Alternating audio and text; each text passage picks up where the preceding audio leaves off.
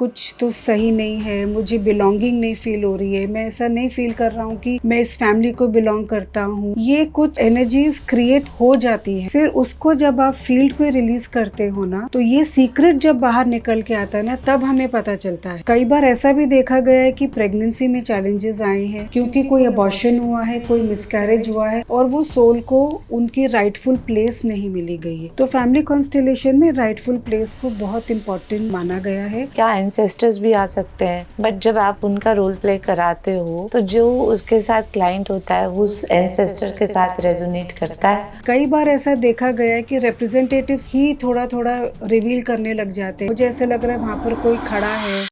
जैसे बहुत major role adoption का, फैमिली सीक्रेट्स का, अबॉर्शन का। तो कभी कभी ऐसे होता है आपके ही किसी फैमिली मेंबर ने जो ग्रैंड मदर है जिनकी शादी इतनी अच्छी नहीं रही होगी या वो खुश नहीं थी, उनका unprocessed grief out of love and loyalty अपनी मैरिज में वो इंटरफियर करने लगता है। उन्होंने अपनी लाइफ नहीं जी, वो ट्रोमेटिकली चले गए। किसी एक मेंबर को ऐसा फील हो सकता है कि उन्होंने नहीं जिया तो मैं भी नहीं जीना चाहता, मुझे इस लाइफ को एंजॉय नहीं करना चाहता।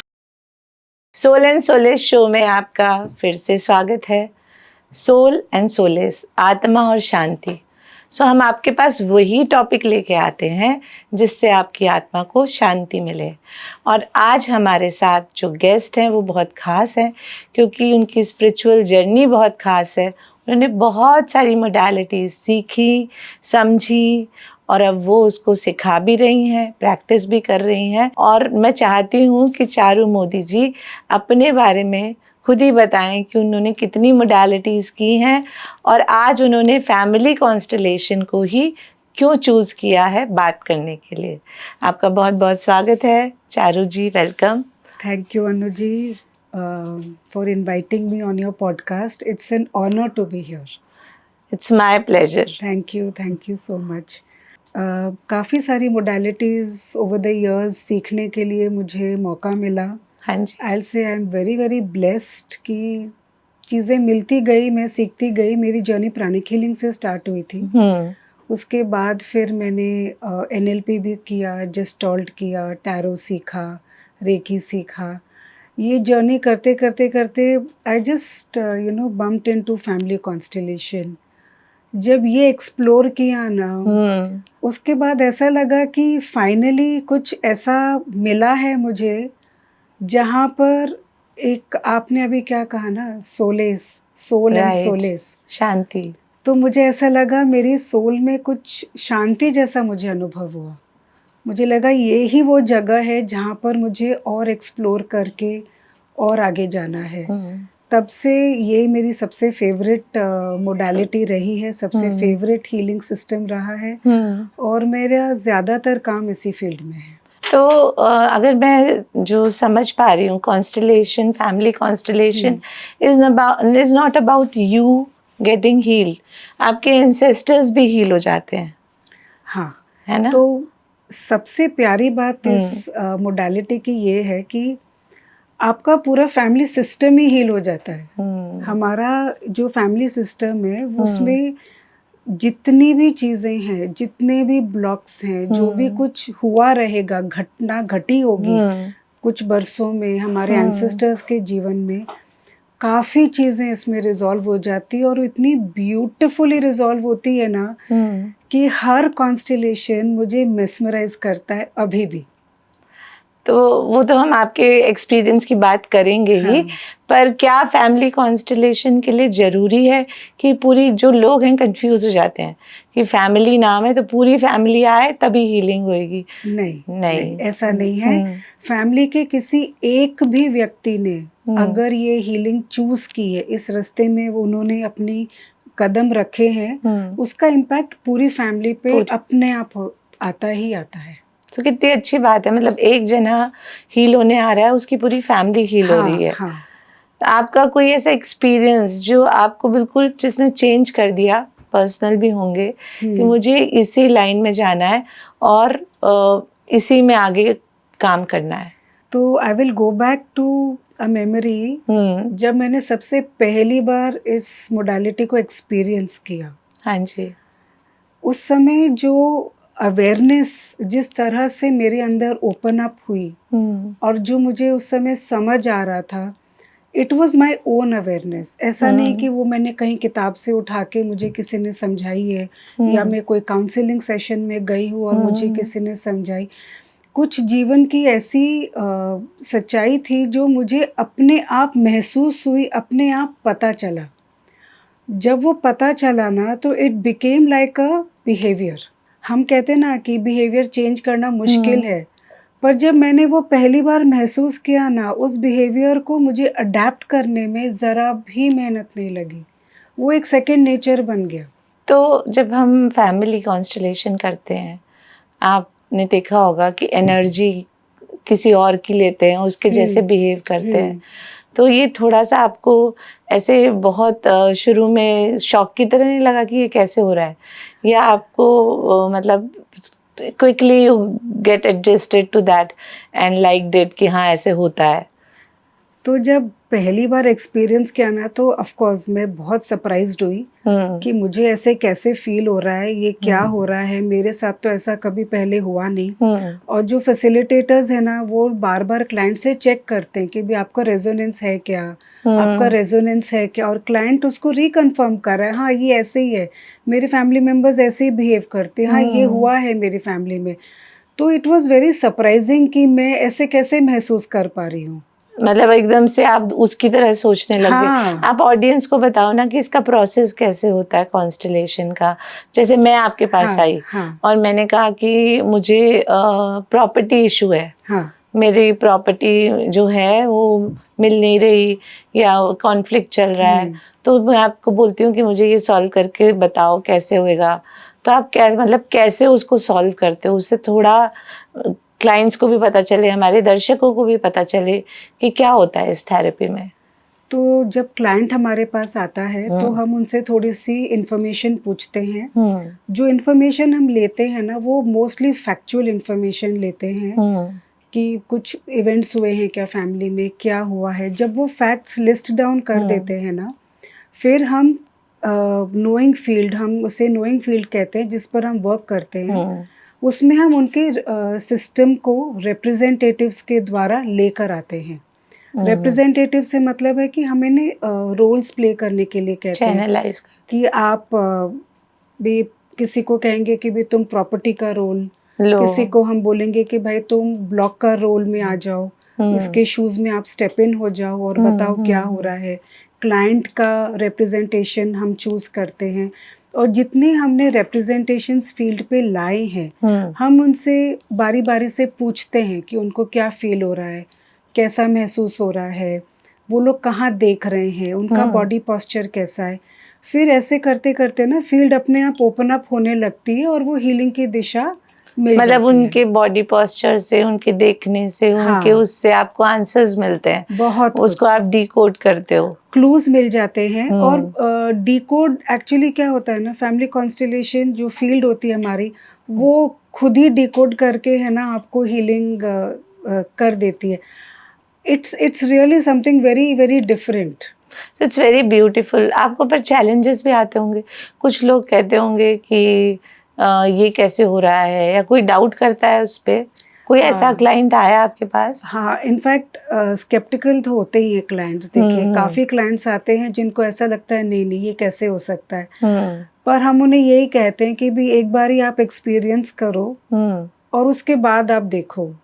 तो मोस्टली एक्सपीरियंस होने के बाद फिर वो लोग को भरोसा मान हो जाते जाता हैं। है, वो लोग मान जाते हैं और बार-बार आते हैं फिर।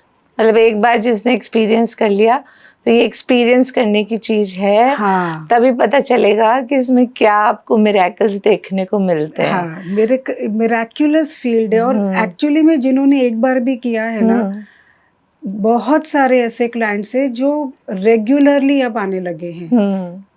भले छोटा हो, बड़ा हो इश्यू लेकर आते, क्योंकि एक फेथ हो गया ना कि नहीं आंसर्स मिलेंगे। और यहाँ जो आंसर्स मिलते हैं ना, वो ऐसे लगता है कि ये आंसर्स, अरे ये ऐसा है क्या, अरे हमें तो पता ही नहीं था ऐसे हो रहा है, अच्छा तो मेरी फैमिली सिस्टम में ये पैटर्न है, ये बिलीफ है, ऐसा होता है।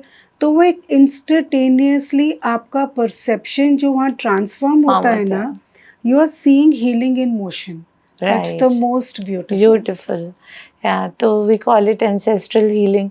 जो एंसेस्टर्स होते हैं उनको जैसे कोई तो ऐसे बोले कि क्या एंसेस्टर्स भी आ सकते हैं, और उनका मतलब कोई इसको वहम की तरह भी लेता है ना कि एंसेस्टर्स तो हैं ही नहीं, बट जब आप उनका रोल प्ले कराते हो या जब वो होता है तो जो उसके साथ क्लाइंट होता है वो उस एंसेस्टर के साथ रेजोनेट करता है। हाँ, एकदम करता है। क्योंकि जो रिप्रेजेंटेशंस होते हैं ना, वो लोग उस एंसेस्टर्स के जैसे ही बिहेव कर रहे होते हैं, बोलते हैं। उनका कई बार बॉडी पोस्चर भी इस तरह से रहता है कि अच्छा ये तो ऐसे ही होते थे, इनका हाथ ऐसे ही रहता था। हाँ। तो ये तो बहुत बार और फिर तो देखा है। कैथारसिस भी होता होगा जब ऐसे लगता है कि मेरा ही एंसेस्टर आ गया है, और वो फीलिंग होती होगी तो लोग रोते भी होंगे हाँ। कॉन्स्टलेशन में। और वो रोना जो है वो अच्छा है कॉन्स्टलेशन में। अगर कोई क्लाइंट आपका देख के ओवरवेल्म हो रहा है, रो रहा है, तो is it also a part of healing? Of course कुछ इमोशंस है ना, कभी कभी हमारे सिस्टम में जमा हो जाते हैं। जैसे कि यदि किसी की अननेचुरल डेथ हुई है, और वो अननेचुरल डेथ के समय एक होता है ना कि कोई शॉक में चला गया है, अगर उन्होंने उसको उस समय ग्रीफ पूरा उनका कंप्लीट नहीं हुआ है प्रोसेस और ऐसा कुछ चीज फील्ड पे आ जाती है, तो एक वो जो रोना छूटता है ना, उसमें हीलिंग बहुत अच्छे से हो जाती है। बिकॉज आपकी जमा हुआ ग्रीफ वो निकल जाता है, वो रिलीज हो जाता है। तो ऐसा तो काफी बार हुआ है। और एंसेस्टर जब हम हीलिंग करते हैं, मैं स्पेशली एंसेस्ट्रल पे आ रही हूँ, तो वो एंसेस्टर जब हील होता है, मतलब आपने एंसेस्ट्रल हीलिंग की, तो उससे क्या पूरी फैमिली भी हील हो जाती है या फैमिली में भी शिफ्ट आते हैं? हाँ हाँ, मैंने काफ़ी ये ऑब्ज़र्व किया है और मुझे काफ़ी देखने को मिला है ये। तो जैसे मैं आपको एक एग्ज़ाम्पल से समझाती हूँ। यदि ऐसा हुआ है कि हस्बैंड वाइफ़ के बीच में वाइफ़ थोड़ी-सी कम खुश थी मैरिज में, बट एक वो रहता है ना कि भी पुराने ज़माने में तो आप डिवोर्स तो नहीं ले सकते हो, it was like a stigma.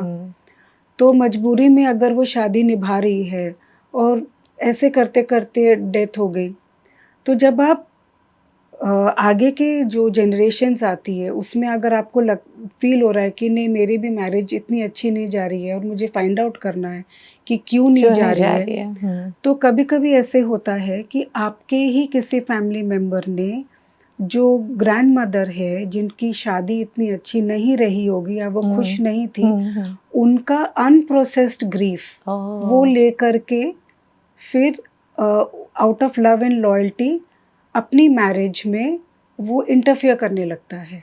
मतलब वो एंसेस्टर उसके साथ एंटेंगल हो जाता है, एंटेंगल हो जाते हैं। और वो भी सेम प्रॉब्लम अपनी लाइफ में लॉयल्टी की वजह से इनवाइट कर लेती है, ऐसा? हाँ, तो एक अनकॉन्शियसली आप कर रहे हो, कॉन्शियसली तो कोई चाहता नहीं है। नहीं नहीं, ये बहुत अनकॉन्शियसली हो जाता है कि और क्या, फैमिली एक हीलिंग फील्ड है। हमारी हर फैमिली की एक हीलिंग फील्ड है, एक एनर्जी फील्ड है।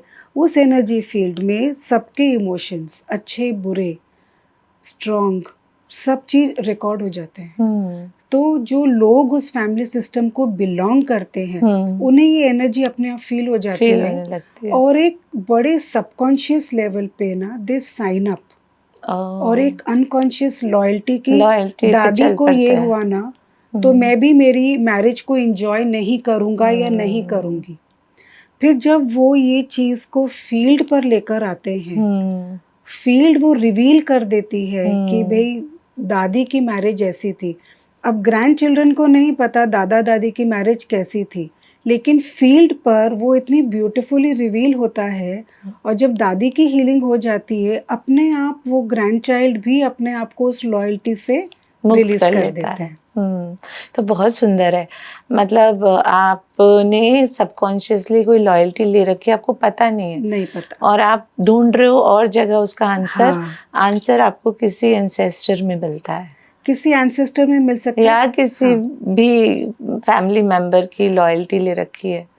तो इसका आंसर ना कई जगह से मिल सकता है। लीनिएज में हो सकता है, कुछ आपकी कोई पर्सनल पास्ट लाइफ होगी, अच्छा। या आपका जो करंट एनवायरनमेंट में कुछ हुआ है, तो फैक्चुअल इंफॉर्मेशन से ये चीज़ें हमें कई बार क्लियर हो जाती है। और जो इंफॉर्मेशन क्लाइंट के पास नहीं है कि मेरे लाइफ में ये घटना क्यों हो रही है, वो फील्ड रिवील कर देती है। अब जैसे बहुत मेजर रोल अडॉप्शन का, फैमिली सीक्रेट्स का और अबॉर्शन का, इसका भी होता है।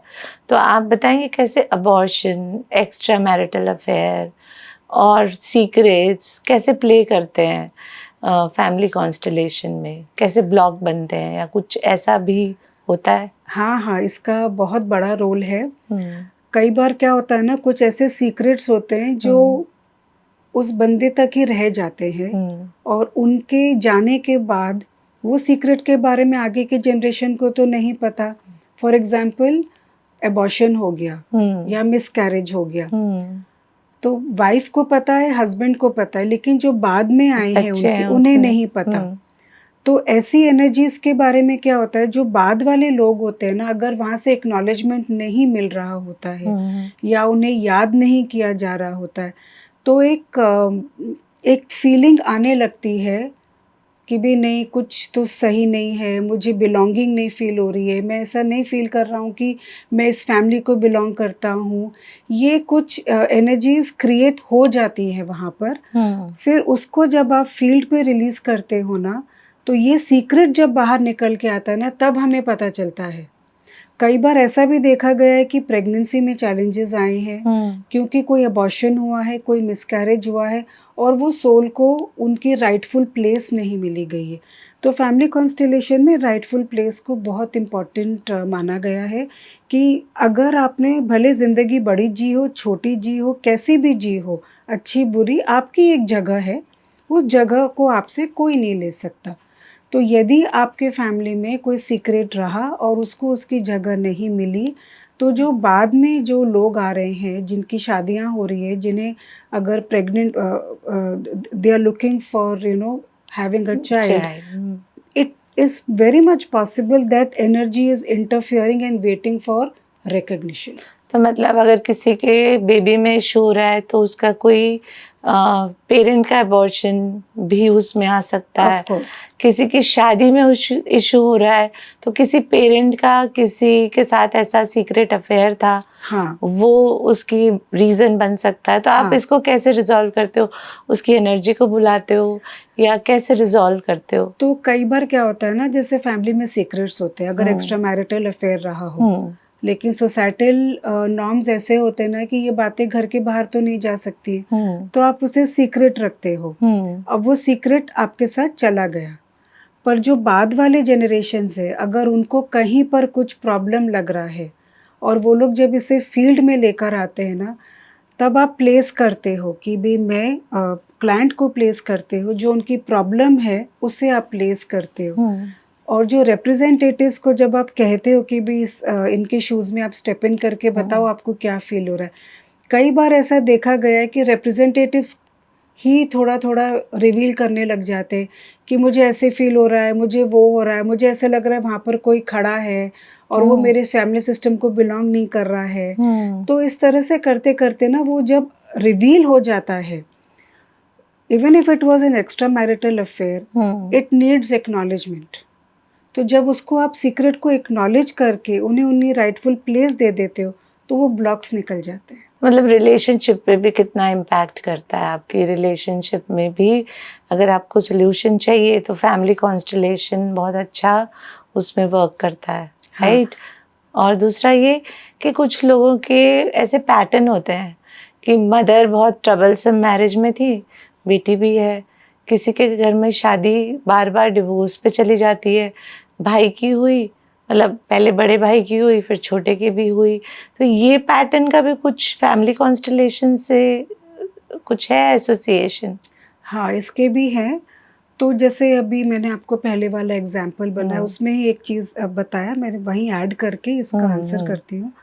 तो जैसे अगर एक्स्ट्रा मैरिटल अफेयर था और वाइफ को लग रहा है कि भाई मुझे वो लव नहीं मिल रहा है जो मेरे हस्बैंड से मुझे मिलना चाहिए, पॉसिबिलिटी है कि आगे के जो जनरेशन है उसमें किसी को लव फील ही नहीं हो रहा है या उससे लव फ्लो नहीं हो पा रहा है, वो करना तो चाहता है लेकिन कर नहीं पा रहा है, हेल्पलेस फील कर रहा है, क्योंकि कहीं ना कहीं वो जिनको नहीं मिला है उनकी कॉन्शियसनेस एंटेंगल हो गई है और वो सबकॉन्शियसली एक अनकॉन्शियस लॉयल्टी में हम साइन अप हो जाते हैं और ये लव फ्लो ही नहीं होता।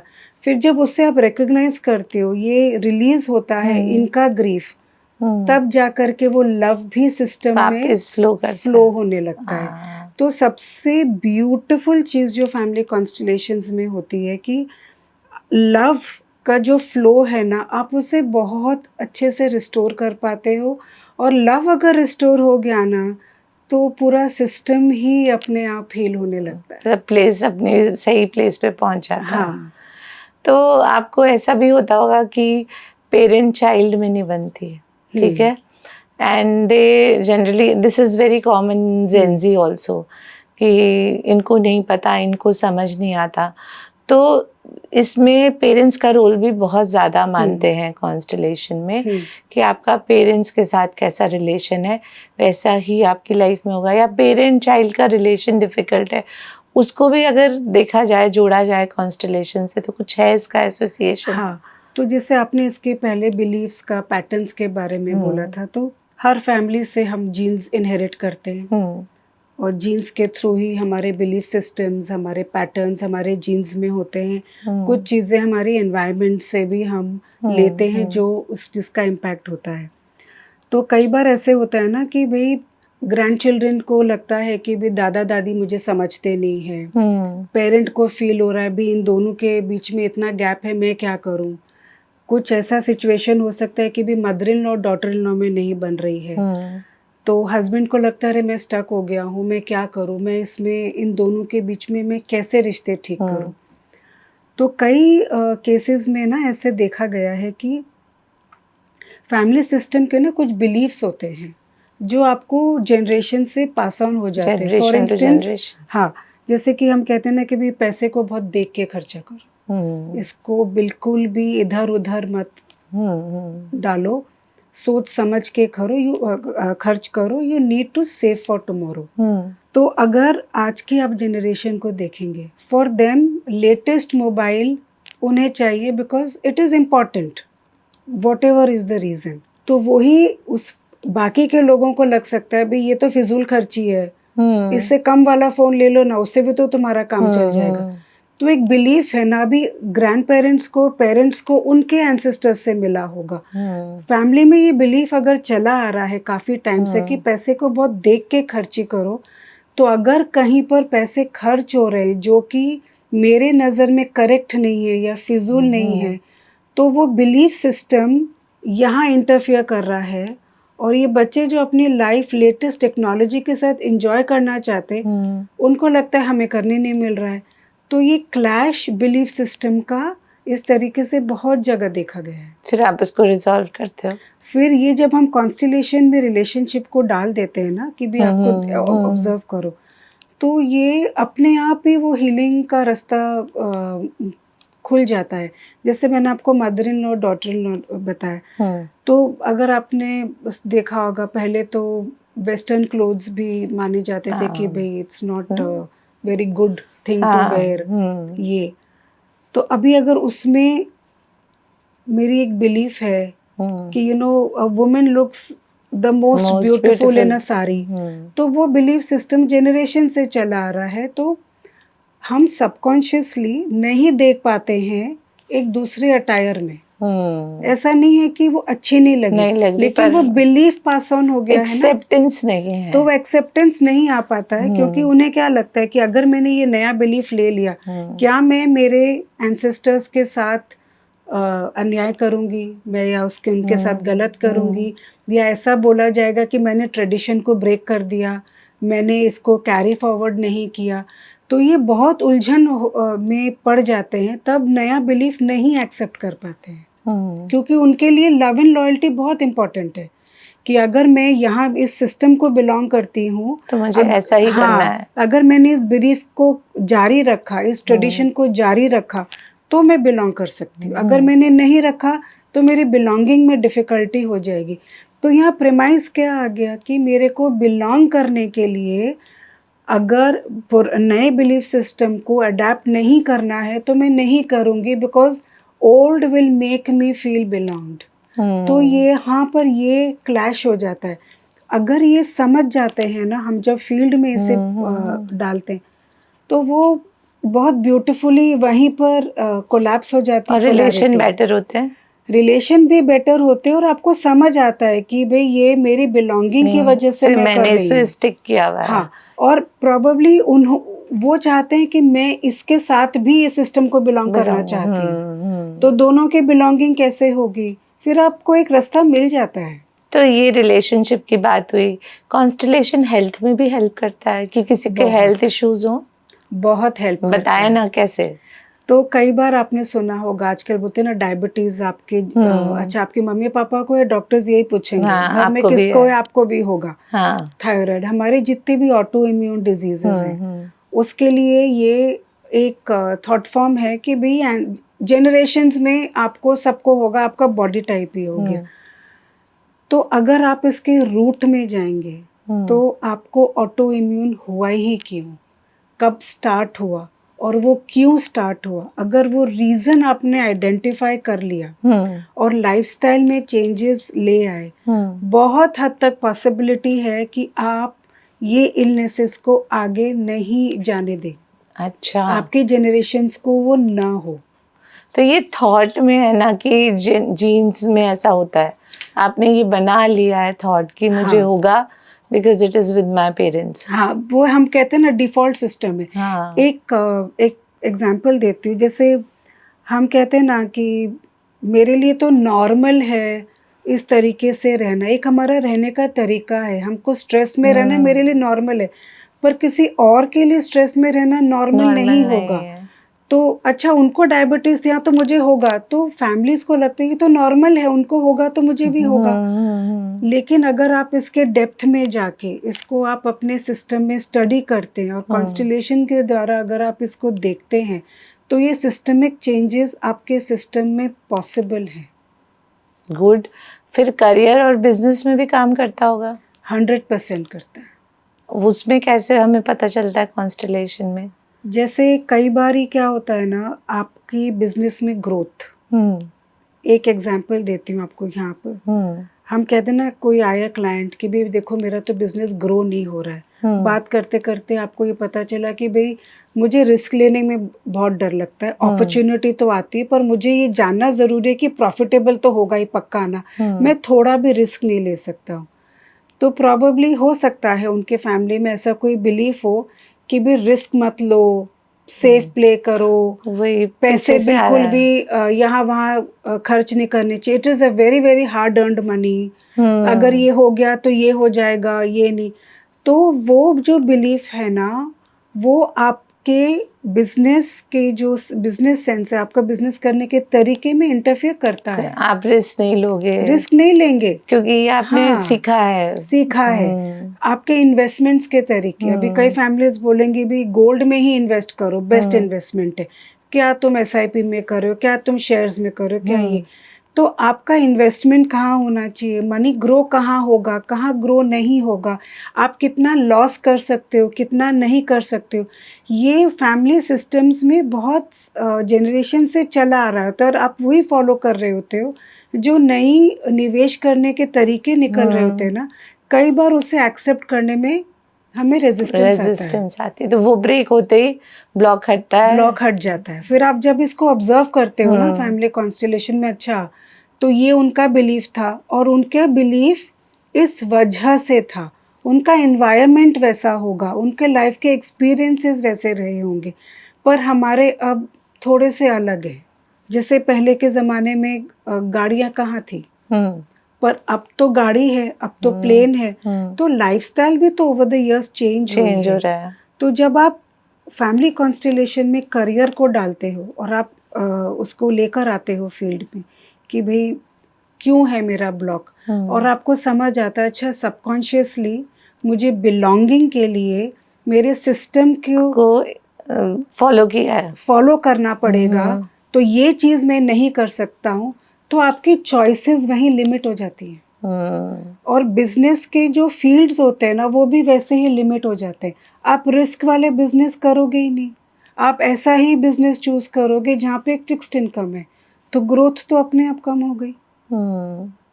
एक्सपेंशन के बारे में नहीं सोचते, अरे इतना इन्वेस्ट हो जाएगा, नहीं चला, ये हो गया, वो हो गया। तो आपका जो सिस्टम है वो बहुत इन्फ्लुएंस करता है करियर को और बिजनेस को। तो आपकी बातें सुन के मुझे चारू जी ऐसा लग रहा है कि हमारे एंसेस्टर्स के जो बिलीफ सिस्टम है वो हम कैरी फॉरवर्ड करते हैं, तो वो जो नेगेटिव लेगेसी है वो हमारा ब्लॉक बनती है। मगर मतलब ये मेरा वो है, आप बताना, ठीक करना, मगर क्या हमें एंसेस्टर से अच्छा भी मिलता है? वहाँ से कुछ हम ऐसा भी लेते हैं जो हमारी लाइफ को स्ट्रेंथ देता है ग्रो करने के लिए, या कुछ ऐसा भी आप इंटरवेंशन करते हो कि उनको एंसेस्टर से फ़ायदा मिले? तो कई केसेस में ना, आप जैसे हम इंटरव्यू लेते हैं तो कभी कोई बोलता है अरे उसने ये किया ना, उसकी वजह से देखो आज हम लोग भुगत रहे, या हमें ये प्रॉब्लम हो रही है। अगर वो ये करके जाते ना तो हमारे को ये प्रॉब्लम नहीं होती। तो यहाँ क्या हो गया ना, एक विक्टिम परपिट्रेटर का गेम चालू हो जाता है कि भाई उनकी वजह से हम वी आर ब्लेमिंग इट, या हम विक्टिम हो गए और सामने वाला परपिट्रेटर बन गया।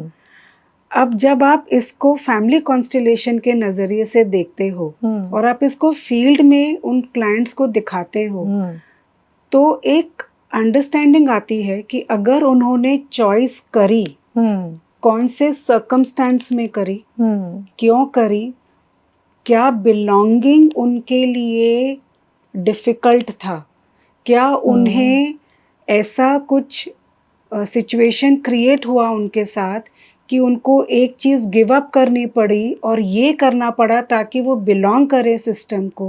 उनकी चॉइस कहाँ से आई, क्यों आई, जब आप वो समझ जाते हो ना, तो ये विक्टिम परपिट्रेटर का गेम है ना, वो एकदम से ईज आउट हो जाता है। आप उस ट्रैप में से ही निकल जाते हो। फिर आपको ये बात समझ आती है कि अच्छा, तो वो ये इसलिए नहीं कर पाए, उनके समय पे जो सर्कमस्टेंसेस थी वो ऐसे ही थे, वो हमें जब तक पता नहीं होंगे हम जज कर रहे हैं ना। उनकी लाइफ को सेलिब्रेट करने की जगह जो उन्होंने जिया है, जो उन्होंने क्रिएट किया, हम क्रिटिसिज्म में लग जाते हैं। इसीलिए तो ऐसा मेरा मानना है कि कॉन्स्टेलेशन स्पिरिचुअल भी है।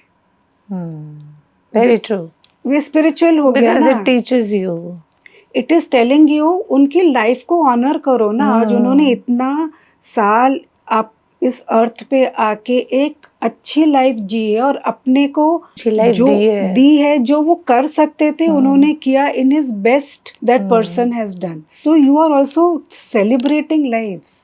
सो ऐसे बहुत सारे बच्चे होते हैं जो अपने पेरेंट्स को बहुत ज़्यादा मतलब उनके अगेंस्ट में बोलते हैं, उनको ऑनर नहीं करते, तो उनकी लाइफ में फिर तो प्रॉब्लम रहती है। उन्हें समझ नहीं आता कि उनकी लाइफ में प्रॉब्लम इसीलिए है क्योंकि वो अपने जहाँ से उनका बर्थ हुआ है उसको ही ऑनर नहीं कर रहे। Is it true? तो ये भी इस तरह से हम देख सकते हैं, पर मेरा व्यू ऐसा है कि यदि कोई बच्चा अपनी लाइफ को ऑनर नहीं कर रहा है और यदि वो पेरेंट्स को हर चीज़ के लिए ब्लेम कर रहा है, तो मैं इसको इस तरह से देखूंगी कि उनकी फैमिली सिस्टम में रिलेशनशिप डायनामिक्स क्या है।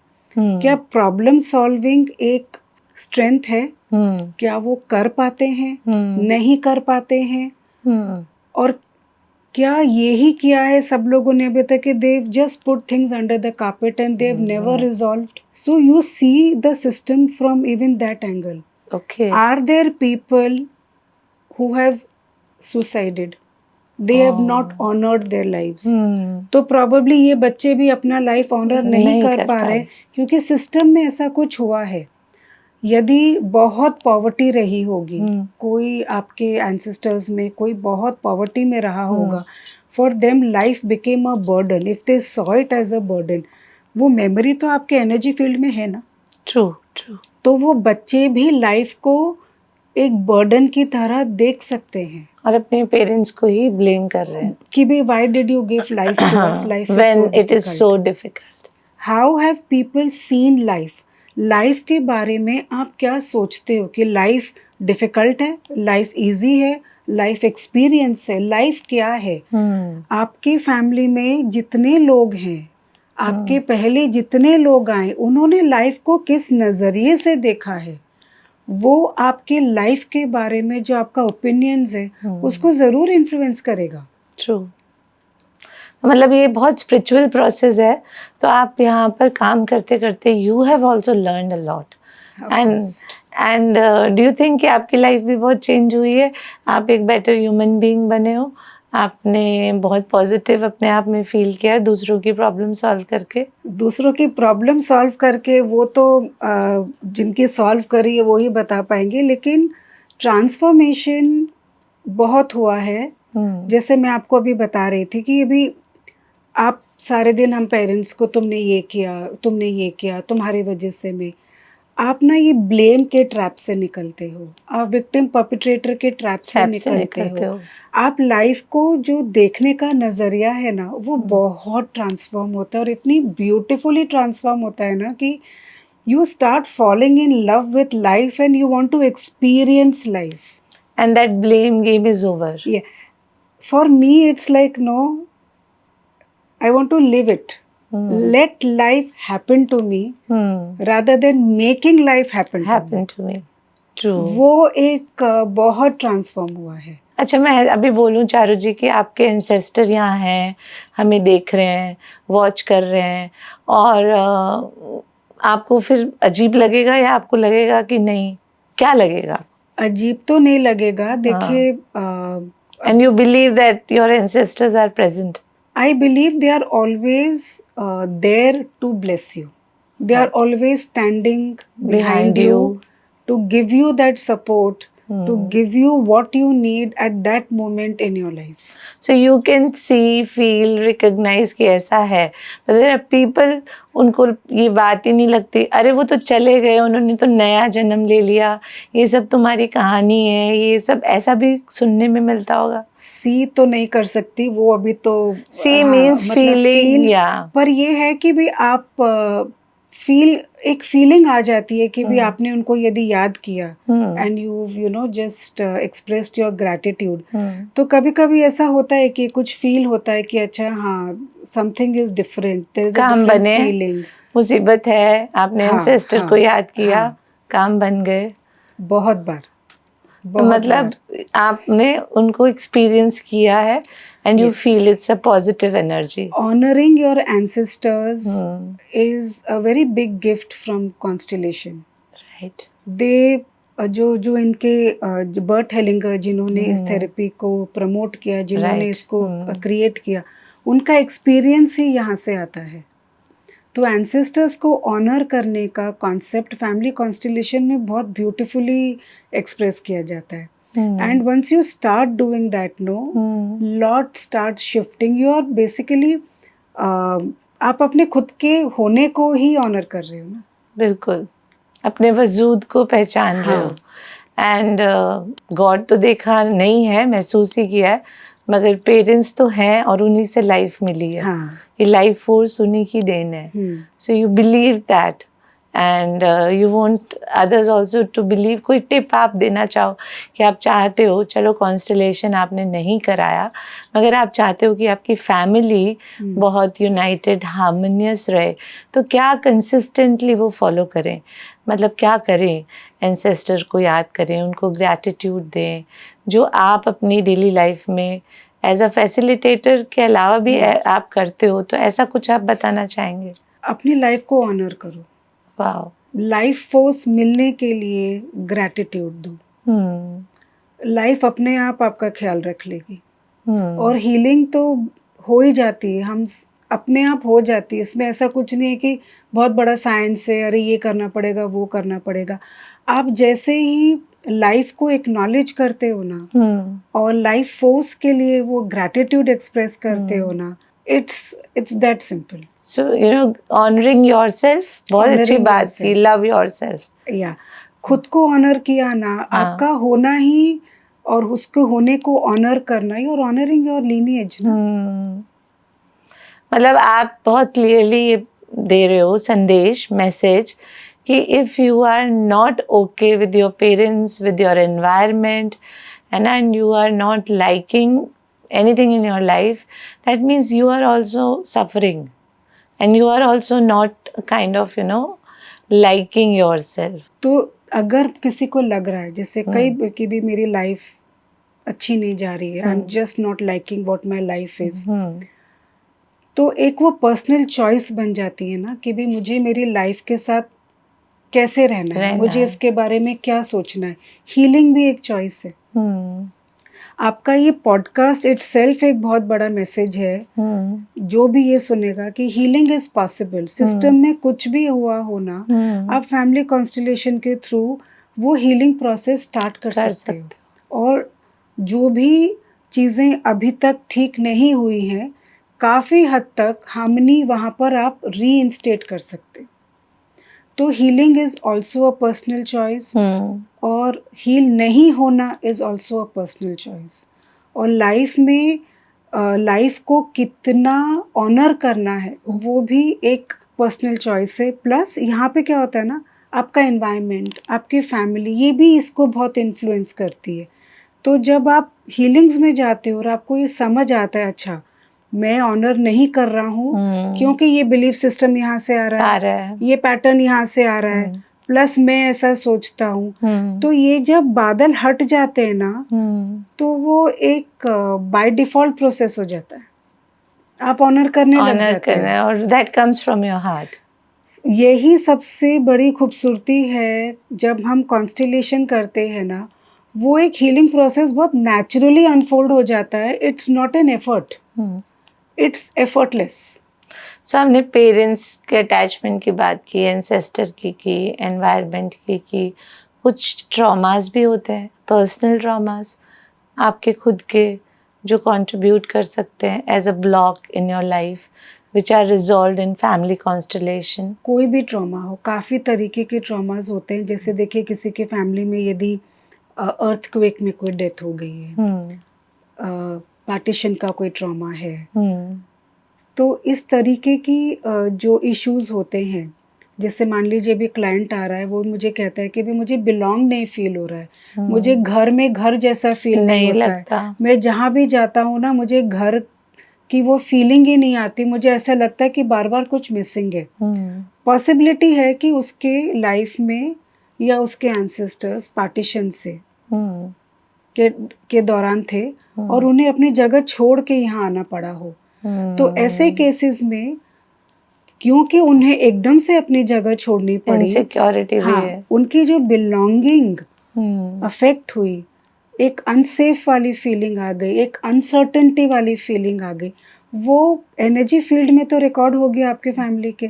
तो कोई भी आपका आगे जो आएंगे जनरेशन में, कोई ये चीज फील कर सकता है। अब अगर अर्थक्वेक में हुई डेथ या कोई और ट्रॉमेटिक तरीके से, तो कई बार क्या होता है ना, ऐसी डेथ्स एक ट्रॉमा छोड़ जाती है। आपको ऐसा लगेगा, कोई क्लाइंट आके बोलेगा कि भी मुझे डर लगता है, मुझे ना हाइट से डर लगता है, मुझे बिल्डिंग्स में नहीं रहना है, मुझे है ना ग्राउंड फ्लोर के घर ही चाहिए, मुझे ऐसा चाहिए। तो उस तरह के केसेस में पॉसिबिलिटी है कि उनके फैमिली में किसी की डेथ ऐसे हुई रहेगी, तो आप जब वो रिजॉल्व कर देते हो ना, तो इनका वो डर निकल जाता है। आप बोल रहे थे ट्रॉमा किसी बच्चे में अपने आप आ जाएगा, जैसे अर्थक्वेक किसी ने फील किया, घर में हुआ और उसको भी इनसिक्योरिटी है, तो उसको कैसे हम ठीक करेंगे कॉन्स्टलेशन से? तो एनर्जी फील्ड में उनकी डेथ कैसे हुई ये आ गया ना फैमिली के सिस्टम में। तो कई बार क्या होता है ना, आप पिक कर लेते हो, वो एनर्जी महसूस हो जाती है, उन्होंने अपनी लाइफ नहीं जी, वो ट्रॉमेटिकली चले गए। किसी एक मेंबर को ऐसा फील हो सकता है कि उन्होंने नहीं जिया तो मैं भी नहीं जीना चाहता हूँ, मैं भी अपनी लाइफ के साथ अच्छा नहीं करना चाहता हूँ, मुझे इस लाइफ को एंजॉय नहीं करना चाहता हूँ। इस तरह से मैं अपनी लॉयल्टी उनको प्रूव कर सकूंगा। और मुझे डर भी लग सकता है। हाँ, मैं उनकी लॉयल्टी तो प्रूव करूंगा ही, और उनको यही उनके लिए बेस्ट गिफ्ट होगा मेरी तरफ से कि मैं उनकी जो अधूरी इच्छा है अपनी जिंदगी को न जी के पूरा करूं।